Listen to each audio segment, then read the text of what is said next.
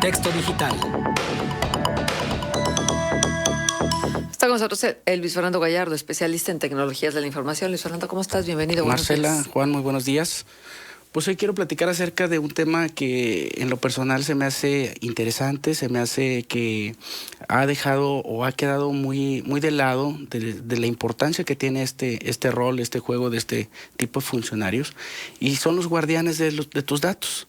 Dentro del gobierno, ¿quién resguarda tus datos? ¿Quién cuida toda la información privada, personal, que se tiene de los ciudadanos? Y vemos muchos ejemplos en los cuales, si ahorita yo hiciera la pregunta al público, ¿cuál es el nombre del director de informática de su municipio? Simple y sencillamente, con ese dato abrimos, porque no sabemos ni quién es, ni qué estudios tiene, ni qué ética o qué valores morales tiene, cuáles son sus filias o sus afiliaciones partidistas o de creencia, si tiene o no tiene negocios o tiene relaciones con empresas o con consorcios económicos. Y te digo esto porque estaba viendo un debate en televisión donde se estaba discutiendo el tema de cómo el funcionario público deja de ser funcionario público y pasa a la iniciativa privada. Incluso ahorita hay un tema de ley que quiere meter López Obrador, que durante 10 años tú como funcionario público ya no puedas trabajar durante los próximos 10 años en la iniciativa privada, puesto que tú tienes información estratégica, información que le puede servir al particular para poder generar una competencia desleal o aprovechar toda esta información estratégica y que solo se conoce al interior dentro de una administración pública. Hay un conflicto de interés. Hay un conflicto de interés y viceversa, como se da en Estados Unidos. Como el de la iniciativa privada no espera un tiempo adecuado para desintoxicarse e ingresa al servicio público. Estamos recordando tiempos actuales donde, por ejemplo, un ex tesorero viene de la iniciativa privada e inmediatamente entra al servicio público. Y esa información que él accede, si él tuviera negocios de bienes raíces, de negocios de casas de cambio o de hotelería o de información económica, aprovecha ese conocimiento. Pero más allá de ese funcionario, hay una pieza clave, Marcela, que es el funcionario que se le da el título o el puesto de director de informática, porque es el que resguarda la información. Por más que seas tesorero, por más que seas alcalde, por más que seas secretario del ayuntamiento, todo se reduce ahorita actualmente por las leyes, la Ley General de Contabilidad Gubernamental, las leyes y reglamentos de disciplina financiera, a repositorios de bases de datos. Y en esos repositorios de bases de datos está contenido todo el actuar y todo el registro de lo que sucede. Otro ejemplo ahorita muy sonado, que si fue o no fue accidente del director ahorita de inspección y verificación. Bueno, les quiero recordar que tribunales administrativos tienen un software donde registran los peritos todos y cada uno de esos accidentes y de esos datos. ¿Por qué esperar a ver si pasó o no pasó si tenemos la fuente de datos? Y ahí vemos quién es el que resguarda esa información, quiénes son esos informáticos que deben de procurar, ¿Tú guardar. estuviste en un departamento así, no? Yo fui director general de informática y sistemas en una administración y precisamente es lo que a mí me llamaba la atención. ¿Por qué? Porque te sometías a presiones, primeramente a veces para ocultar información y segunda para poder exponer información más allá de la que debería de ser. Fuimos señalados y fuimos de alguna manera puestos en la opinión pública cuando incluso se acusaba de que se sacaban datos de qué actor político debía el predial o debía el agua o tenían un adeudo con el municipio para desacreditar su calidad moral hacia una crítica de gobierno. Pero gobiernos van, gobiernos vienen y ves exactamente el mismo comportamiento. ¿Pero era cierto eso? Por supuesto que en algunos casos sí venía la presión, y te lo digo abiertamente, al funcionario que lo estaban ahorita cuestionando. En el caso del extesorero de Torreón, cuando incluso está, no estoy diciendo algo que sea privado, ahí están en las notas públicas donde se decía que el software fallaba para poder devolver el ISAI.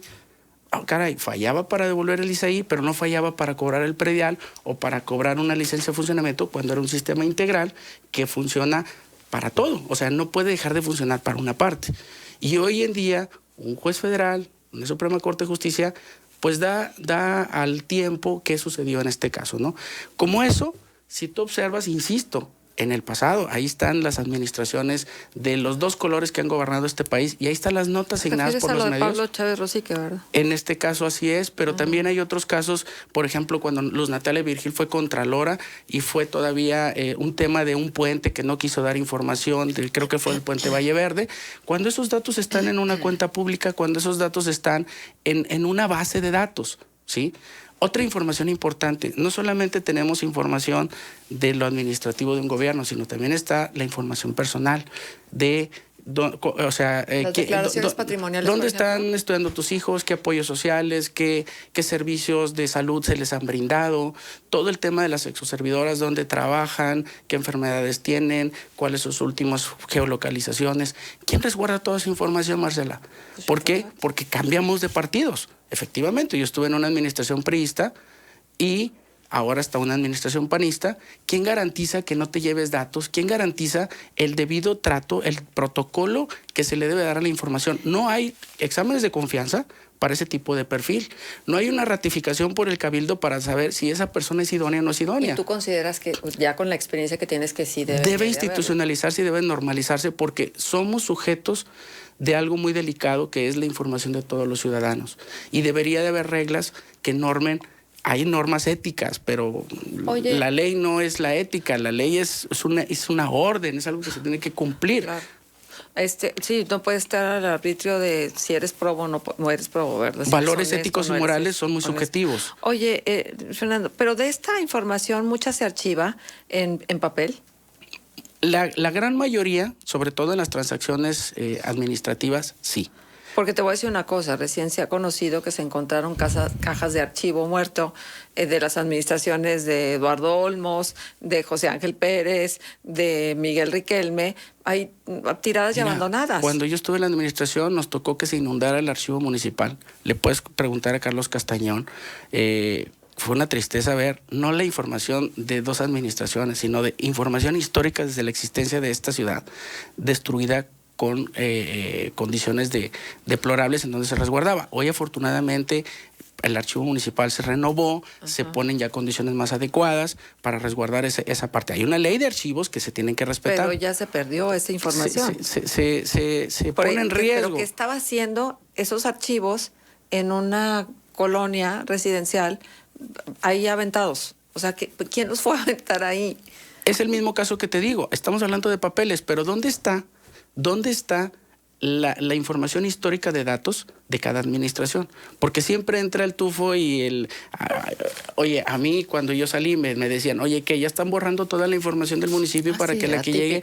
Entonces, oye, espérame, o sea, si tú borras un dato, dejas de calcular el predial hacia adelante, o dejas de cobrar el agua, o dejas de pagar las ventanillas. Es que sí se hacía. Cuando no existía un marco regulatorio de leyes como hoy lo está, que es del 2009 para acá, Marcela, con la ley de armonización contable, con la ley de disciplina financiera, por supuesto que se hacía. Hubo escándalos en el CIMA donde en tiempos creo que de don señor que ya falleció, Mariano López Mercado, se lleva una doble contabilidad. Sí. ¿Me explico? Entonces, creo que aquí, volviendo al tema, es cómo poner a esta figura de estos, y no hablo del municipio nada más, hablo de quienes resguardan la información de seguridad pública, quiénes en la fiscalía, quiénes en un poder judicial, quiénes en las secretarías de salud. Es decir, esta figura de informáticos, cómo regularla y cómo ponerla en un contexto seguro para que independientemente del partido que llegue al poder, se cuenten con esas garantías legales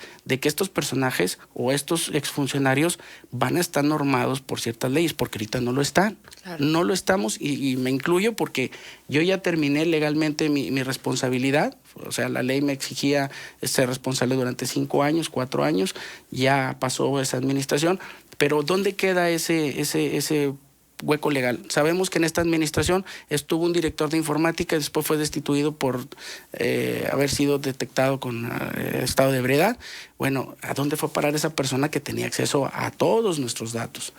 ¿A qué se dedica ahorita? ¿Dónde está? Si estás en el C4 o estás en el Centro de Monitoreo de Inteligencia del municipio, ¿a dónde van a parar esas personas que después son retiradas de su puesto? ¿Dónde va a pasar a parar la información de atención ciudadana donde tú das tu teléfono? teléfono, tu dirección. ¿No firman un contrato de confidencialidad? No hay nada de eso, Marcela. O sea, hay una ley de protección de datos, sí, de datos personales, pero que como te lo exijan a hacen ti, en una empresa, revisemos el reglamento interior y no lo hay.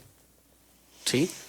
haciendo que hora de que se norme, ¿no? Creo que debería de ser incluso institucionalizado para que, así como se ratifica a un tesorero o a un contralor por los regidores, que se ratifique al de informática para garantizar que estas personas o estos puestos tienen un marco normativo que nos garantice esa certidumbre a los ciudadanos, Claro. ¿no? Bien, pues muy interesante, Luis Fernando. Muchísimas gracias por traernos el tema. Hay quienes no coinciden en que la distancia entre el ejercicio público y el ingreso nuevamente a la iniciativa privada tuviera que ser de estos 10 años que habló Andrés Manuel López Obrador. Porque finalmente con los sueldos que hay ahora, etcétera, en los gobiernos, pues... No alcanza.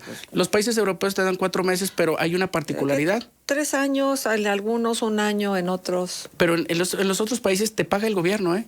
O sea, durante ese tiempo que tú no puedes ejercer, te paga como una especie de pensión por no ejercer en el área que tú tienes. Ese es como lo han resuelto en Estados Unidos, en Europa y en otros países europeos sobre todo, ¿no?